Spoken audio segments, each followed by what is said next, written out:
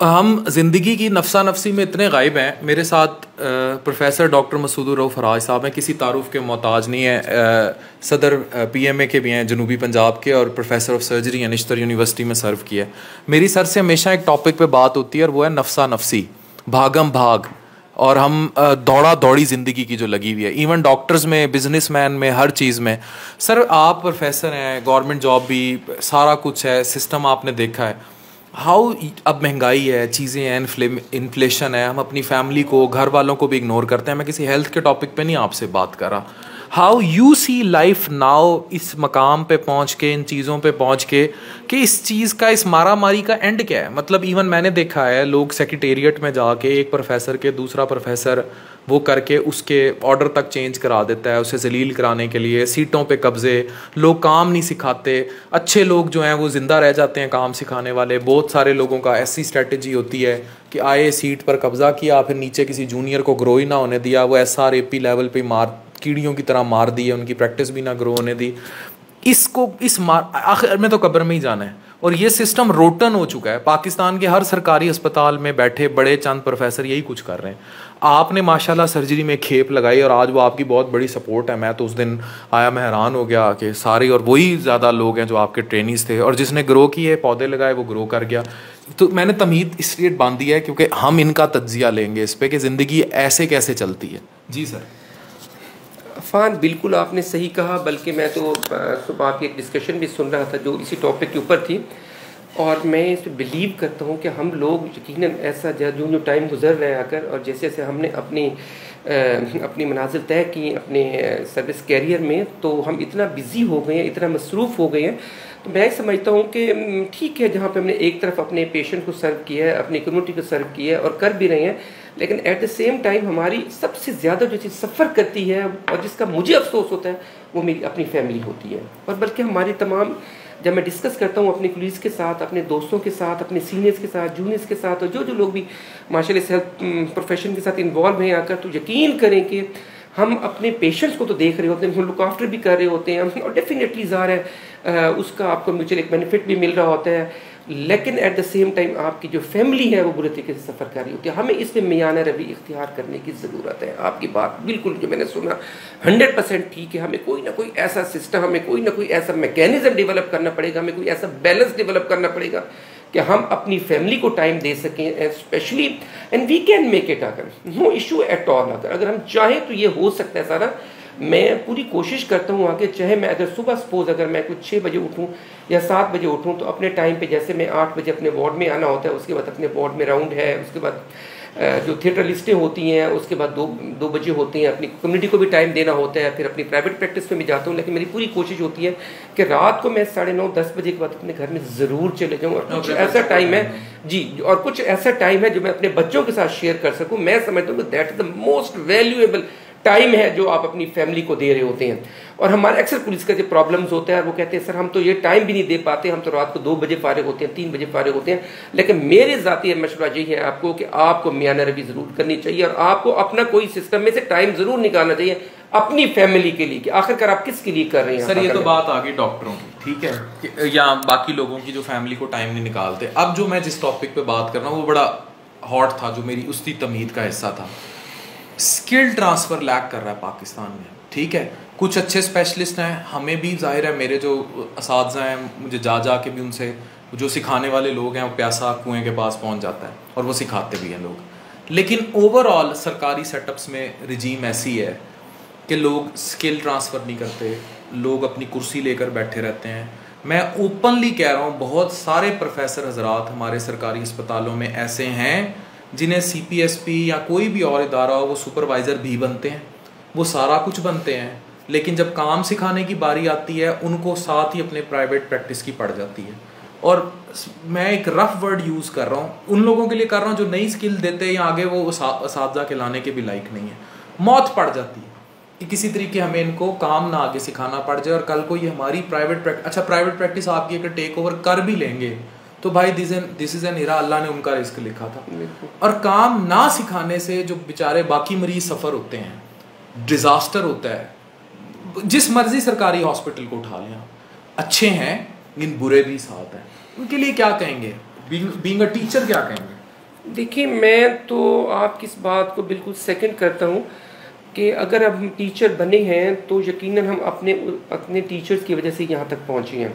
जहाँ तक मेरा अपना एक्सपीरियंस है, मेरे अपने टीचर्स जिनके साथ मैंने काम किया और उन्होंने हमें बहुत कुछ सिखाया, उन्होंने हमें हाथ पकड़ पकड़ कर सिखाया, हमें पढ़ाया, हमें सिखाया, और जो कुछ भी स्किल्स हम तक ट्रांसफर हुई वो मैं समझता हूँ कि मेरे सिर्फ टीचर्स की ही मरहून मिन्नत है। और मैं ये समझता हूँ कि जो जैसा ट्रीट मुझे किया गया, जैसे मुझे सिखाया गया, मैं आपको छोटी सी मिसाल देता हूँ कि मैं एक दफ़ा प्रोसीजर कर रहा था तो मेरे प्रोफेसर वहाँ पे आए और उन्होंने कहा कि मसूद, मैं चला गया असिस्टेंट साइड पे, मैं कहा सर आप करें यहाँ कर। उन्होंने कहा नहीं, मैं खड़ा हूँगा, आपने करना है सारा प्रोसीजर, मैं सिर्फ आपको ऑब्जर्व करूँगा। और उनका ये कहना था कि मैं नहीं चाहता कि मेरा रजिस्ट्रार किसी और जगह पे जाए, किसी और सिटी में जाए, किसी और एरिया में जाए, मुल्क से बाहर जाए, और वो ये कहे कि प्रोफेसर ज़फ़रुल्लाह चौधरी का ट्रेंड है ये और इसको काम करना नहीं आता। कहता इससे बड़ी बुरी बात मेरे लिए नहीं हो सकती, मेरे लिए इंसल्टिंग बात नहीं हो सकती। मैं हैरान हुआ कि मैं यार देखो उस लेवल पे हमारे टीचर हैं, इतना नाम आपको मालूम होगा कि प्रोफेसर ज़फ़रुल्लाह चौधरी साहब बाद में प्रेसिडेंट ऑफ CPST भी रहे और लंबे अरसे के लिए रहे। तो यकीनन ये उनकी सोच थी, अगर मैं तो उसी सोच को लेके आगे चलता हूँ। मेरी पूरी कोशिश होती है कि मैं अपने बच्चों को ना सिर्फ पढ़ाऊँ, ना सिर्फ उनको टीच करूँ, बल्कि उनको जो स्किल्स है, मैं समझता हूँ it's the most important part being a surgeon. हमें अपने बच्चों को स्किल्स सिखानी है।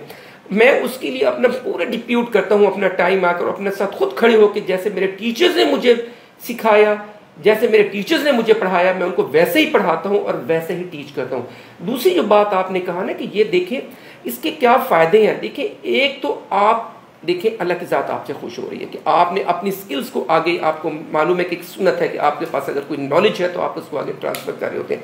लेकिन दूसरा भी इसका एस्पेक्ट है कि अगर आप किसी को ट्रेन करेंगे तो उससे किसको फ़ायदा होना है? उससे ह्यूमैनिटी को फ़ायदा होना है, इंसानियत को फ़ायदा होना है। और उससे बढ़ के मैं ये कहता हूँ आगे कि सपोज कि अगर हम ओल्ड एज में जैसे जाना ही है, सारे लाइफ का सर्कल चल रहा है और मुझे किसी ऑपरेट की जरूरत पड़ती है, जब मुझे कल किसी ऑपरेट की जरूरत पड़ती है, who is going to operate upon मी?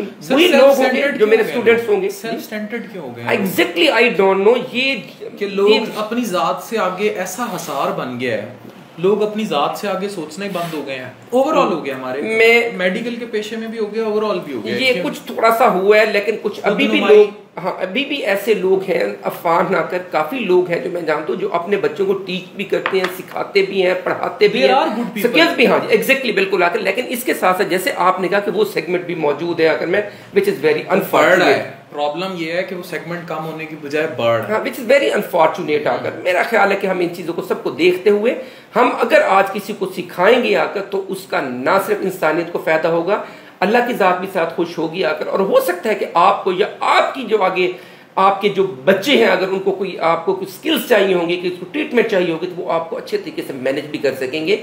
और खुदा ना खास्ता मैंने ऐसी एग्जांपल्स देखी हैं आकर जहाँ पे टीच नहीं किया गया, जहाँ पे पढ़ाया नहीं गया, जहाँ पे स्किल्स ट्रांसफ़र नहीं की गई, एट द एंड आकर उनको ज़रूरत पड़ी अगर आकर अपने उन्हीं लोगों से जिनको सिखाना था आकर, and they couldn't do anything actually. ऐसा भी हुआ है लिटरली कि जिन लोगों ने काम सिखाया, बड़े बड़े ऐसे सर्जन्स मौजूद हैं जिन्होंने अपने शागिर्दों से अपने ऊपर फिर उनको ऑपरेशन हुए और उन्होंने ऑपरेट हुए। तो अगर मतलब कुछ भी प्रॉब्लम हुआ, सारा हुआ, एंजियोग्राफियां हुई, सारा कुछ हुआ, उन्होंने कहा मैं इवन आई नो पीपल जो कहते हैं कि अगर मुझे ये मसला हो जाए तो मेरे फलाने शागिर्द को कहना, उनका इतना ट्रस्ट होता है कि वो करेगा, मुझे दिल का दौरा पड़ जाए वो एंजियोग्राफी करेगा। यहाँ देर इज अ लॉट जिनको अपने बच्चों को सिखाते हुए मौत पड़ती है, लेकिन देर आर पीपल जो सिखाते हैं। मेरे यहाँ भी टीचर्स हैं, अख्तर अली ताहिर साहब हैं, हामिद अली शाह साहब का मैं स्पेशल नाम लेना चाहूँगा कि उनसे यहाँ पे आके मुल्तान आके मैंने बहुत लर्न किया, बहुत सीखा। और वो अब भी कहते हैं कि अगर कोई जाए ऑपरेट, वो कहते हैं मुझे भी करवाना पड़ेगा तो मैं डॉक्टर मसूद दराज से करवाऊंगा। मेरे लिए इससे बड़ी क्या बात हो सकती है, इससे बड़ा रिवॉर्ड क्या हो सकता है कि मेरा टीचर मेरे बारे में अगर इसकी से गुफ्तगू करता है। सर आखिरी सवाल करूँगा, प्रोफेसर डॉक्टर मसूद रऊफ फराज साहब सिर्फ जनूबी पंजाब का नहीं, ओवरऑल मेडिकल प्रोफेशन का बहुत बड़ा एसेट हैं। और इनकी जो सबसे अच्छी बात जो मुझे लगती है ज़िंदगी में, आप डॉक्टर हैं या नहीं हैं, आप अपनी ज़िंदगी का इनसे रिलेटेड के अलावा भी कोई मसला इनके पास लेके चले जाएं, he is there to help you. इसी वजह से इन्हें जनूबी पंजाब में लोग ईदी कहते हैं। मुझे ये बताएं कि सर ये तो एक पर्सपेक्टिव है ईदी वाला, दूसरी तरफ माशरे पे आए, बेहिसी माशरे में इतनी आम हो गई, सामने लोग गोलियां मार जाएं, मोबाइल छीन लें, कोई उसको मतलब रोकना तक गवारा नहीं करता। अभी मैं लिटरली आपको बता रहा हूँ कि लोग हैरान होते हैं कि उनको कोई परवाह नहीं होती। इवन अब स्ट्रीट क्राइम पाकिस्तान में इतना आम होता जा रहा है, 12-12 साल के लड़के 2 मिनट नहीं लगाते, गोली मार के चले जाते हैं। इतनी बेहिसी जो बढ़ रही है और महंगाई के साथ साथ, how do you see as a mature teacher, as a person of this society, the coming Pakistan? देखिए, ये जो बेहिसी बढ़ रही है इसमें तो मल्टीपल फैक्टर्स इन्वॉल्व हैं, और मैं कहता हूँ जो इस वक्त जो हमारी स्टेटस चल रही है उसमें ज़ाहिर है आपकी इकोनॉमी बहुत ज़्यादा मैटर कर रही है। आपकी इकोनॉमिक स्टेटस जो है आपका और आपके जो आपका जो इवन मुल्क है उसका बहुत अच्छा नहीं है आज, अनफॉर्चुनेटली कहना चाहता है। जैसे कि आप देखें इन्फ्लेशन रेट इतना ज़्यादा है, हर चीज़ की प्राइसेस इतनी ज़्यादा है, तो स्ट्रीट क्राइम्स वगैरह उस यहाँ से बढ़े हैं, लोग भी सो गए, लोग अपना सोच रहे हैं सिर्फ वो। आप ये देखें कि चले हम तो उस तबके से बिलोंग करते हैं कि जहाँ पे हमें रोटी खाने की या अगले टाइम कुछ पहनने की किसी का हमें कोई परेशानी नहीं होती है, अगर कोई ज़रूरत हमें इसके लिए किसी तरफ देखना नहीं पड़ता आके, मतलब ये सो ब्लेस्ड पीपल आकर।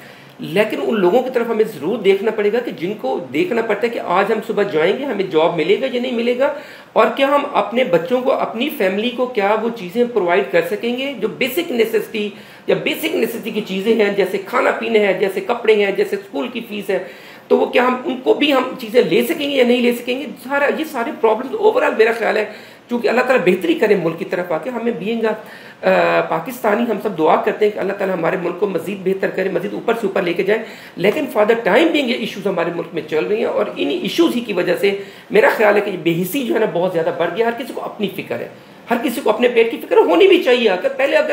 अगर आप समझे कि आप ये मैं कंफर्टेबल नहीं, किसी दूसरे का जो है वो नुकसान नहीं करना चाहिए। इसमें देखें, इसमें हम जो कर रहे हैं वो भी सही नहीं कर रहे आके, लेकिन ओवरऑल अगर आप देखा जाए तो जो ऊपर हमारे अब इक़्तिदार बैठे हैं उनको भी कुछ सोचना चाहिए आकर। उनको भी चाहिए कि हम अपनी जो हमारी पॉपुलेशन है, जो हमारे लोग हैं, जो हमारी आवाम है, हमें उनको भी फैसिलिटेट करना चाहिए। मेरा ख्याल है कि अगर थोड़ा सा ऊपर से भी नीचे आएगा तो इंशाअल्लाह ताला जो बेहिसी बहुत ज़्यादा बढ़ गई यकीनन कम हो गया। बहुत शुक्रिया प्रोफेसर डॉक्टर मसूद रऊफ फराज साहब हमारे साथ थे।